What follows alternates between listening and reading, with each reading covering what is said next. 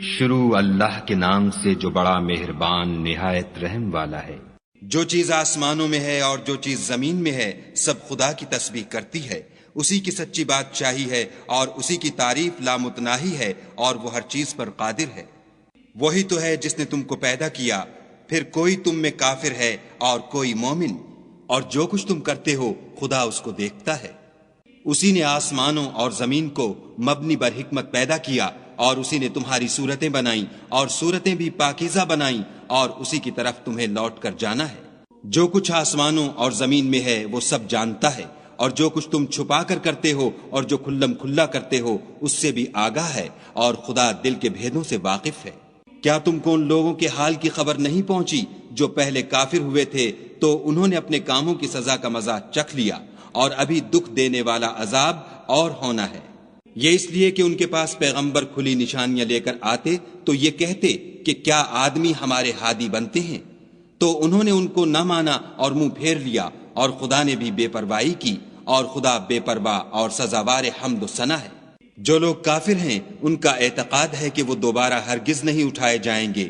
کہہ دو کہ ہاں ہاں میرے پروردگار کی قسم تم ضرور اٹھائے جاؤ گے، پھر جو جو کام تم کرتے رہے ہو وہ تمہیں بتائے جائیں گے، اور یہ بات خدا کو آسان ہے۔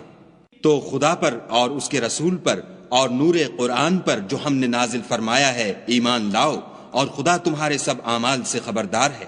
جس دن وہ تم کو اکٹھا ہونے یعنی قیامت کے دن اکٹھا کرے گا وہ نقصان اٹھانے کا دن ہے، اور جو شخص خدا پر ایمان لائے اور نیک عمل کرے وہ اس سے اس کی برائیاں دور کر دے گا، اور باغہائے بہشت میں جن کے نیچے نہریں بہ رہی ہیں داخل کرے گا، ہمیشہ ان میں رہیں گے۔ یہ بڑی کامیابی ہے۔ اور جنہوں نے کفر کیا اور ہماری آیتوں کو جھٹلایا وہی اہل دوزخ ہیں، ہمیشہ اس میں رہیں گے، اور وہ بری جگہ ہے۔ کوئی مصیبت نازل نہیں ہوتی مگر خدا کے حکم سے، اور جو شخص خدا پر ایمان لاتا ہے وہ اس کے دل کو ہدایت دیتا ہے، اور خدا ہر چیز سے باخبر ہے۔ اور خدا کی اطاعت کرو اور اس کے رسول کی اطاعت کرو۔ اگر تم منہ پھیر لوگے تو ہمارے پیغمبر کے ذمے تو صرف پیغام کا کھول کھول کر پہنچا دینا ہے۔ خدا جو معبود برحق ہے اس کے سوا کوئی عبادت کے لائق نہیں، تو مومنوں کو چاہیے کہ خدا ہی پر بھروسہ رکھیں۔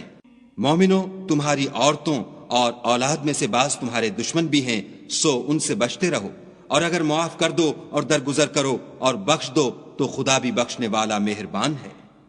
تمہارا مال اور تمہاری اولاد تو آزمائش ہے، اور خدا کے ہاں بڑا اجر ہے۔ سو جہاں تک ہو سکے خدا سے ڈرو، اور اس کے احکام کو سنو اور اس کے فرما بردار رہو، اور اس کی راہ میں خرچ کرو، یہ تمہارے حق میں بہتر ہے۔ اور جو شخص طبیعت کے بخل سے بچا لیا گیا تو ایسے ہی لوگ راہ پانے والے ہیں۔